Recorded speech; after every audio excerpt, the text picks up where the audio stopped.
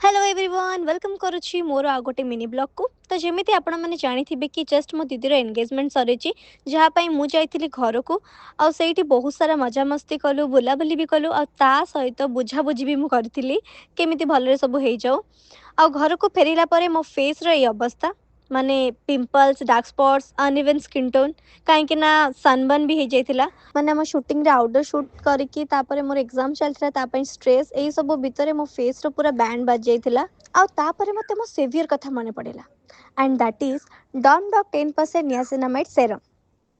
तो मु आउ टाइम वेस्ट न करिकी ताको मो स्किन केयर रे ऐड करदेली आउ रेगुलर यूज करबा आरंभ कर देछि। जदि आपण मानकर मन थिबो मु आगु एटा आउटडोर शूट टाइम रे भी रेगुलरली यूज करूथिली फॉर द ग्लोइंग स्किन। आउ एइथरे अछि 10% नियासिनामाइड जहाँकि आम स्किन डीप को जाकि आम स्किन को रिपेयर करिथाए एंड द बेस्ट पार्ट ए प्रोडक्ट आपन को अंडर 250 रे मिल जिवो।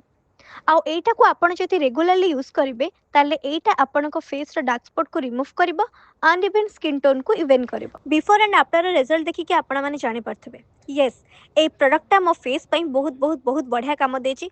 बट हाँ या को कंसिस्टेंटली आपण को यूज करबा को पड़िबो आ ता सहित यूज करबा पूर्वरु पैच टेस्ट करबा को भूलिबेनी। बट सीरियसली कहबी this is a must try product निहाती भाबे आपण मानको को रिजल्ट मिले। प्रोडक्ट purple.com रे भी अवेलेबल अछि एंड येस आगो को बिना आपण मानक पई बहुत बढ़िया सरप्राइज अच्छी टीपी टीपी रे।